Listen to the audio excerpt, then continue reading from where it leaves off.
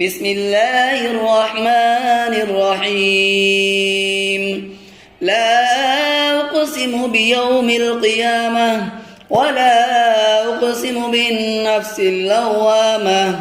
أيحسب الإنسان أن لن نجمع عظامه بلى قادرين على أن نسوي بنانه بل يريد الإنسان ليفجر أمامه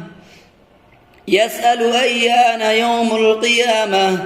فإذا برق البصر وخسف القمر وجمع الشمس والقمر يقول الإنسان يومئذ أين المفر كلا لا وزر إلى ربك يومئذ المستقر ينبأ الإنسان يومئذ بما قدم وأخر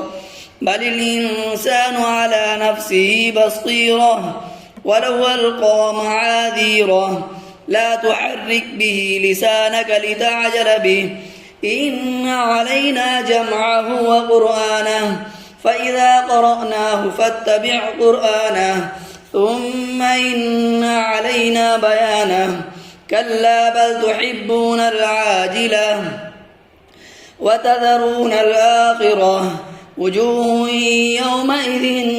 ناظرة إلى ربها ناظرة ووجوه يومئذ باسرة تظن أن يفعل بها فاقرة كلا إذا بلغت التراقي وقيل من راق وظن أنه الفراق والتفت الساق بالساق إلى ربك يومئذ المساق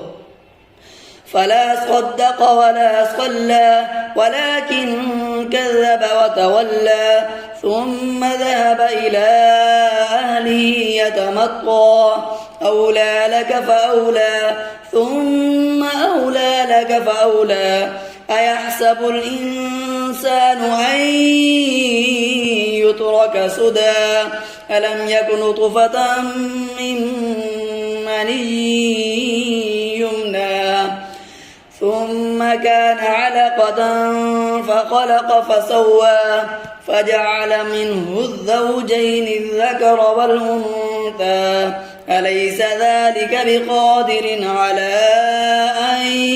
يحيي الموتى صدق الله العظيم.